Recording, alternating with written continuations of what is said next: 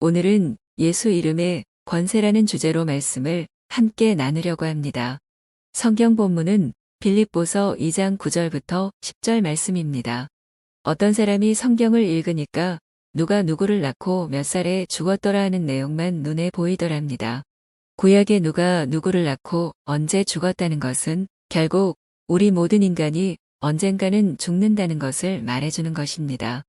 예수님 당시에 회당장 야이로의 딸이 죽었을 때도 예수님은 이 딸이 죽은 것이 아니라 잔다고 하시면서 달리다굼, 즉 번역하면 소녀야 일어나라는 뜻입니다. 예수님이 내가 내게 말하노니 소녀야 일어나라 하시니 소녀가 죽음에서 부활하였습니다. 어느 과부의 죽은 아들도 예수님을 만나자 그는 죽음에서 부활했습니다. 죽은 지 나흘이 되었던 나사로를 예수님이 살리신 것은 우리에게 영원한 생명을 주시는 하나님의 능력을 보여준 것입니다. 우리는 언젠가 죽지만 다시 산다는 생명의 복음이 하나님의 이름, 즉 예수 이름에 담겨져 있습니다. 그러면 예수님의 이름이 권세가 있는 이유는 무엇일까요? 첫째로 하나님의 이름에 대해 살펴보겠습니다. 성경 속에 나타난 하나님의 이름들은 하늘과 땅의 권세를 다 가진 하나님의 인격과 성품과 능력과 그 모든 것을 다 나타내는 것입니다. 성경을 보면 하나님께서 사람의 운명을 변화시킬 때 이름을 바꾸셨습니다. 예를 들어 아브람이 99세 때 아브라함으로 바꾸시고 또 아내 사레의 이름을 사라로 바꾸셨으며 예수님께서는 시몬을 베드로로 고치셨습니다. 모든 이름은 그 이름이 대변하는 배후의 사명과 능력에 따라 결정됩니다. 구약에서는 하나님의 이름을 함부로 불렀다가 죽을까 싶어 감히 부르지도 못했는데 신약에서는 하나님의 이름인 예수의 이름으로 일어난 수많은 기적들이 기록되어 있습니다. 성경에 하나님의 여러 가지 이름이 기록되어 있습니다. 하나님의 이름을 알면 하나님이 어떤 분인가를 알 수 있습니다. 그래서 하나님의 이름에 대해 살펴보겠습니다. 창세기 1장 1절을 보면 천지를 창조한 신의 이름이 하나님입니다. 히브리어는 유대 민족의 언어를 가리키는데 히브리어로 이 천지를 창조한 하나님의 이름이 엘로힘입니다. 엘이란 하나님을 뜻하고 엘로힘은 천지를 창조한 창조주라는 뜻입니다. 창세기 1장에는 하나님이라는 용어가 나오다가 창세기 2장 4절을 보면 여호와 하나님이라는 이름이 등장합니다. 인간과 언약을 세우시고 지키시며 인간을 사랑하시는 인격적인 하나님의 이름이 여호와입니다. 여호와란 뜻은 약속하시는 하나님, 즉 언약의 하나님이란 뜻입니다. 출애굽기 3장 13절부터 14절을 보면 하나님은 모세에게 하나님을 스스로 있는 자라고 소개하십니다. 스스로 있는 자라는 말은 영어로 I am that I am으로서 즉 나를 만든 자가 없다 라는 뜻으로서 전지전능한 하나님의 이름이 여호와라는 것입니다. 출애굽기 20장 7절을 보면 너는 내 하나님 여호와의 이름을 망령되게 부르지 말라. 여호와는 그의 이름을 망령되게 부르는 자를 죄 없다 하지 아니하리라 고하셨습니다. 이스라엘 사람들은 십계명에 나오는 것처럼 여호와의 이름을 망령되이 일컫지 못합니다. 그래서 하나님의 이름을 함부로 부르지도 못했고 성경에 여호와 하나님이라는 말이 나타나면 주님이라는 뜻의 아도나이로 바꿔서 읽었습니다. 아도나이는 영어로 마이 로드이며 나의 주님이란 뜻으로서 그것은 종이 주인에게 하듯 순종을 표현하는 것으로 나의 주라고 고백할 때 우리는 그분께 헌신과 충성을 다하겠다는 맹세를 하는 것과 같습니다. 둘째로 하나님 아들의 이름을 가지고 오신 예수에 대해 살펴보겠습니다. 기차선로에 귀를 대보면 기차가 오기 전 처음엔 아주 작은 소리가 나더니 점점 더 크게 소리가 나면서 나중에는 실제로 기차가 나타나듯이 우리를 죄에서 구원하시고 우리를 하나님의 자녀로 삼아서 영원한 천국으로 데리러 가시는 예수가 오실 거라고 하면서 구약의 선지자들은 하나님의 말씀을 받아 예언했습니다. 그들은 하나님께서 인간의 죄를 대신 담당하기 위해 인간의 육신을 입고 이 땅에 오실 것이라고 선포했습니다.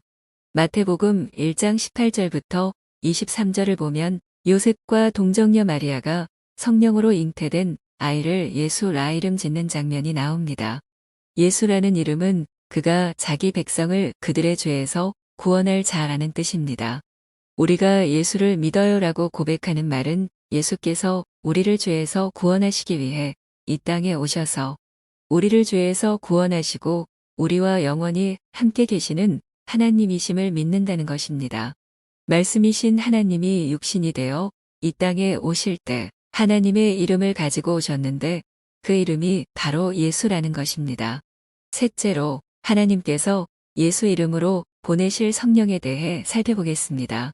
요한복음 14장 26절에 보면 아버지께서 예수 이름으로 보내실 성령에 대해 기록하고 있는데 예수님은 성령께서 너희에게 모든 것을 가르치고 내가 너희에게 말한 모든 것을 생각나게 하리라고 말씀하십니다.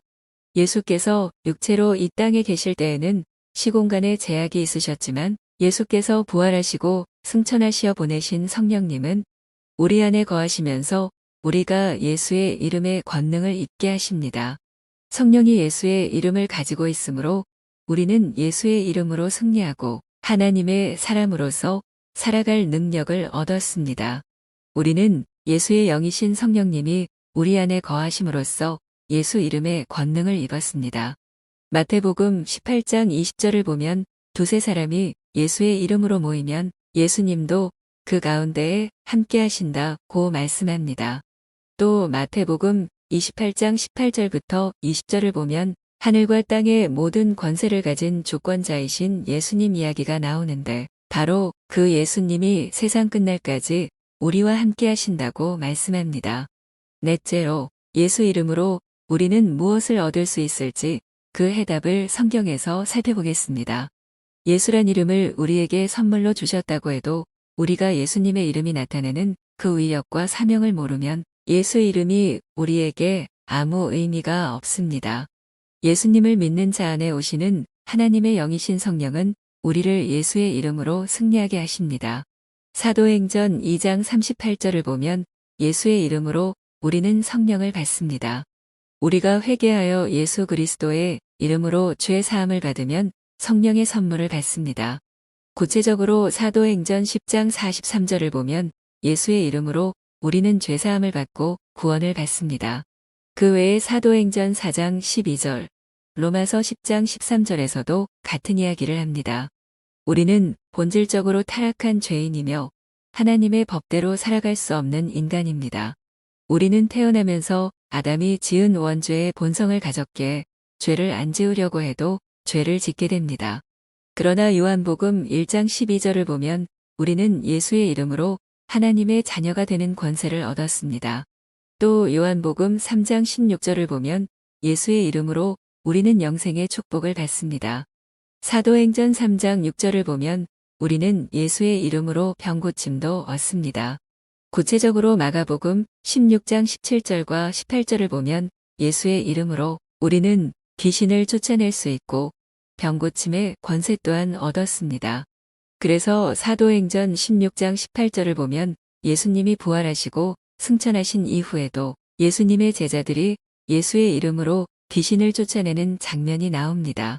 마치 닭의 목을 자르면 한참 동안 발버둥을 치고 죽듯이 사탄도 자기의 마지막 지옥 불의 운명을 알고 마지막 몸부림을 치고 있습니다. 우리는 이미 사탄과의 싸움에서 승리가 보장된 전쟁을 하고 있을 뿐입니다. 고속도로에서 아주 큰 덤프 트럭을 보신 적이 있으실 겁니다. 아주 크고 무겁고 빠르게 달리는 자동차이지만 경찰이 단속을 하겠다고 차를 세우라고 하면 그 차는 반드시 서야 합니다. 순경은 큰 차를 정지시킬 수 있는 권세를 나라로부터 받은 거죠. 그래서 경찰이 명령하여 큰 차를 멈추게 하는 것입니다. 우리도 사탄과 싸우며 귀신을 쫓아낼 권세를 우리 주 예수 그리스도께 받았습니다. 끝으로 요한복음 16장 23절과 24절을 보면 우리는 예수의 이름으로 기도 응답을 받습니다. 예수님은 요한복음 14장 12절 이하에서 예수님의 이름으로 우리가 기도를 할 때 예수님보다 더 큰 일도 할 수 있다고 말씀하셨습니다.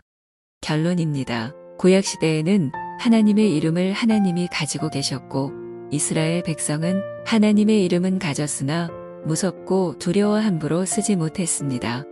그러나 예수님이 이 땅에 오실 때의 구원자 하나님의 이름, 즉 예수라는 이름을 가지고 오셔서 예수님도 그 이름을 사용하고 예수님의 제자들에게도 그 이름을 사용하게 하셨습니다. 예수님이 승천하신 후에는 하나님께서 예수의 이름으로 성령을 보내주십니다. 그래서 그 예수를 믿음으로 거듭난 모든 믿는 자들 속에 성령님이 들어오시고 거하십니다. 하늘과 땅의 권세를 사용하는 위대한 예수의 이름으로 죄를 용서받고 영생의 축복을 받는 하나님의 자녀가 되고 이 세상에서 우리에게 다가오는 모든 어두움인 사탄의 세력들을 예수의 이름으로 물리치고 병도 고치고 귀신도 쫓아내고 기도의 응답도 예수의 이름으로 받습니다. 부활하신 예수님께서 성령을 보내주시겠다고 약속하셨는데 십자가에서 우리의 죄의 값을 다 지불하신 예수님을 나의 주인으로 영접하면 모시어드리면 하나님의 자녀가 되는 권세를 얻고 하나님은 영원히 나와 함께 하십니다. 예수님이 사용하시던 예수 이름을 초대교회에서 예수님의 제자들이 사용했고 지금은 우리에게 그 이름이 있습니다. 예수님은 우리가 예수의 이름을 사용하면 예수님이 이 땅에서 하셨던 일보다 더 큰 일도 할 수 있다고 말씀하셨습니다. 예수 이름에는 권세가 있는 줄 믿으십니까?